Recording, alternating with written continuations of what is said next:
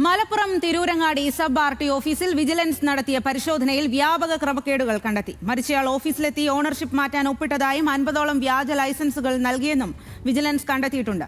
Malappuram vigilance CI ജ്യോതികുമാറിന്റെ നേതൃത്വത്തിലാണ് പരിശോധന നടത്തിയത്.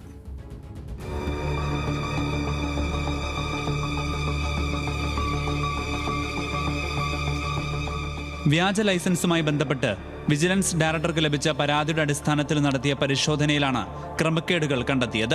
2019 മരിച്ച വ്യക്തി 2021 ഓഫീസിലെത്തി ഒപ്പിട്ട് ഓണർഷിപ്പ് മാറ്റിയതായി വിജിലൻസ് കണ്ടെത്തിയിട്ടുണ്ട്. കർണാടകയിൽ നിന്നെടുത്ത ഒരു ഡ്രൈവിംഗ് ലൈസൻസിന്റെ അടിസ്ഥാനത്തിൽ 1ലധികം പേർക്ക് ലൈസൻസ് നൽകി. 300ലധികം ലൈസൻസുകൾ ഇത്തരത്തിൽ നൽകിയിട്ടുണ്ടെന്നാണ് പ്രാഥമിക പരിശോധനയിലെ വിലയിരുത്തൽ. ഉദ്യോഗസ്ഥർ ഗൂഗിൾ പേ വഴി 10,000 കൈക്കൂലി സ്വീകരിച്ചതായും വിജിലൻസ് കണ്ടെത്തി. 5 വർഷത്തിലധികമായി തിരൂരങ്ങാടി സബ് ആർടിഒ ഓഫീസിൽ തുടരുന്ന ഉദ്യോഗസ്ഥന്റെ നേതൃത്വത്തിലാണ് ക്രമക്കേടുകൾ നടക്കുന്നതെന്നാണ് സംശയം. കൂടുതൽ പരിശോധനകൾ നടത്തി റിപ്പോർട്ട് സമർപ്പിക്കുമെന്നും വിജിലൻസ് ഉദ്യോഗസ്ഥർ അറിയിച്ചു. ന്യൂസ് മലയാളം, മലപ്പുറം.